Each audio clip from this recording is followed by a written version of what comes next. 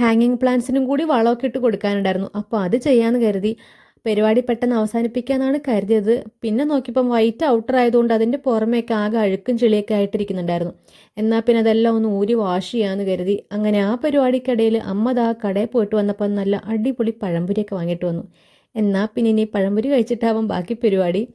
ഇതിന് മുന്നേ ഈ ഔട്ടറൊക്കെ വെച്ച് കൊടുക്കുന്നതിന് മുന്നേ കുറച്ചും കൂടെ ഭംഗിയായിരുന്നു കേട്ടോ. പ്ലാന്റ്സ് എല്ലാം നല്ല ബുഷിയായിട്ട് നന്നായിട്ട് ഹാങ് ചെയ്തൊക്കെ കിടക്കുന്നുണ്ടായിരുന്നു. ഇതിപ്പോൾ ആകെ ജീവനില്ലാതെ ഒരുമാതിരി മുരടിച്ചാണ് നിൽക്കുന്നത്. എൻ്റെ കെയറിങ് കൂടിപ്പോയിട്ടാണോ എന്തോ. അങ്ങനെ ദാ അതെല്ലാം ഊരിയെടുത്ത് ഒന്ന് വാഷ് ചെയ്തു. ജസ്റ്റ് അതിൻ്റെ പുറമെ മാത്രമൊക്കെ ഒന്ന് വാഷ് ചെയ്തെടുത്തു.